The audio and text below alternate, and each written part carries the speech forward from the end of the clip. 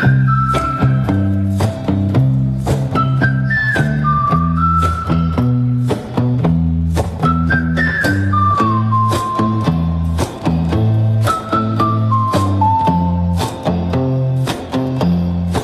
saw a cloud, it looked like a bird, it whispered a name I thought I misheard. The sky was velvet, stitched with gold, and time was a secret it never told.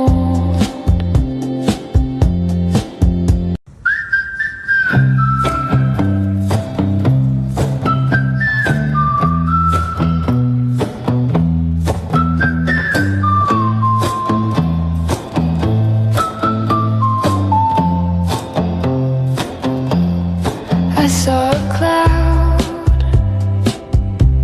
it looked like a bird,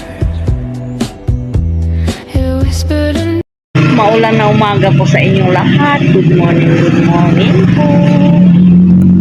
Papunta na naman po tayo sa ating transient guys.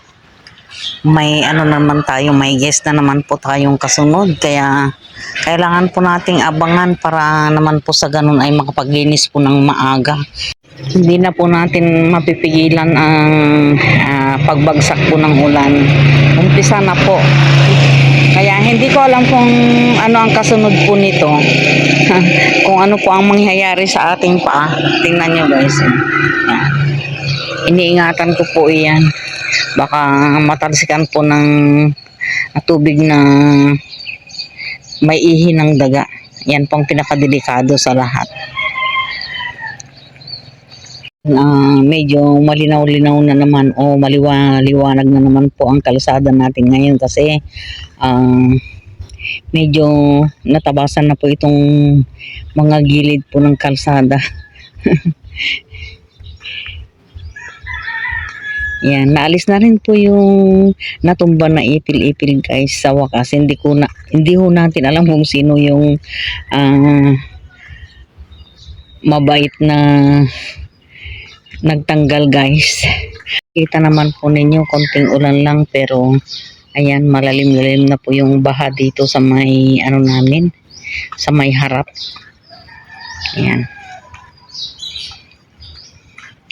Dati nung wala pang semento ito guys, dire-diretso ang tubig. May naipon man na tubig dyan pero saglit lang po. Hindi po katulad ngayon oh. Diyan nag-stack up na po sa harapan ni Aporica. Kailangan siguro maanuhan dito. Malagyan ng hukay. Bahala na sila kung ano yung gagawin nila dyan kasi ano mataas na dyan banda yan diba. Ayan, tumutunog na naman yung palaka. Lumipat yata yung palaka doon sa doon kahapon tumutunog. Ayan na naman guys yung mga aso. Ayan, nagdatingan na naman oh. Nakikita nyo yan oh. Dami. Ayan. Dami mga aso. Ayan na naman sila. Nagdatingan. Ang ano guys dito. Ang gala dito mga aso, hindi mga tao. Yan, naririnig nyo yung naririnig ko. May tumutunog dito banda. Ayan, parang wala naman ng tao. Ayan, wala na yatang tao guys. Guys, oh. Lunod ang paa mo dito.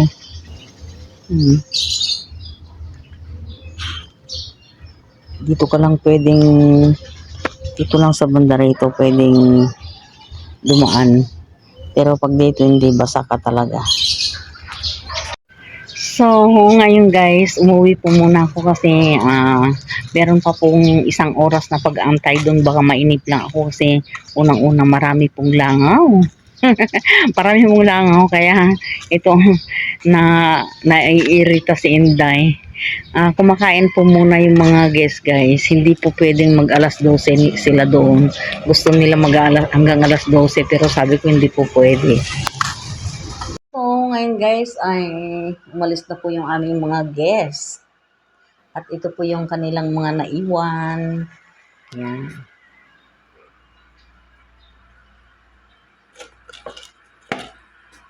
Yan. May mga pananghalian na rin po.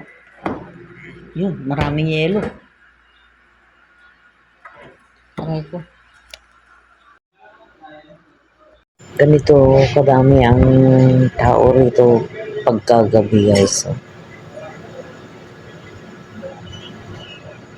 Anong oras na? Mag-alauna na. Halos magdamagan ang laro.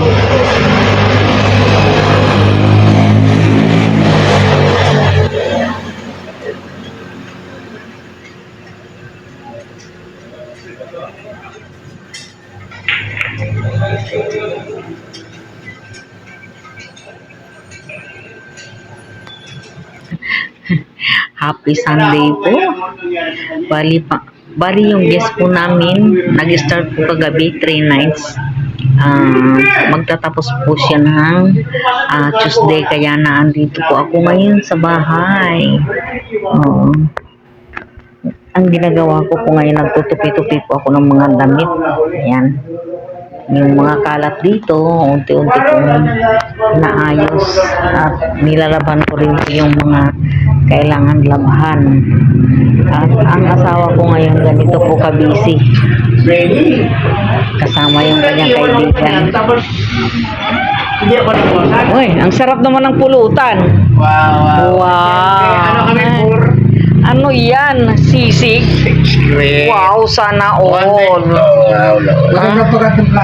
Pero tingnan mo naman ang hiwa, ang laki ng sibuyas. Sibuyas lamang. Ay, doon saan pa yan?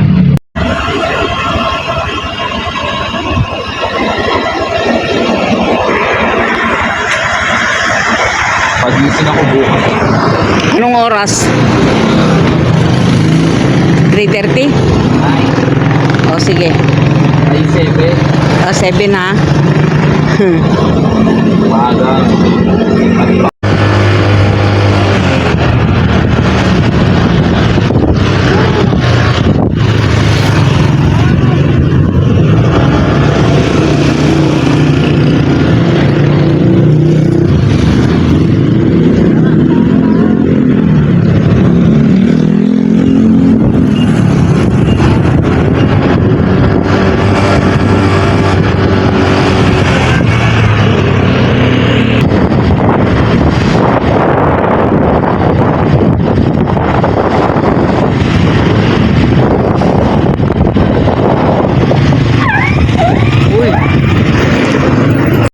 So ngayon guys, nandito na po kami sa may Robinson na naman. Bibili na naman po kami ng aking maintenance. Ayun yung anak ko. Sasama raw sa loob. Ayan guys, pauwi na po kami. Nakabili na rin po ako ng gamot ko. Dito po kami ngayon sa may Robinson Supermarket. Ayan guys, pauwi na po kami.